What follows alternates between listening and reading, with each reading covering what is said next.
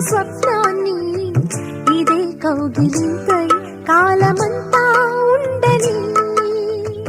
నువ్వే ఉన్న కన్నులతో మరే వంక చూడనని రెప్ప వెనుకని ఎల్లకాలం దాచని.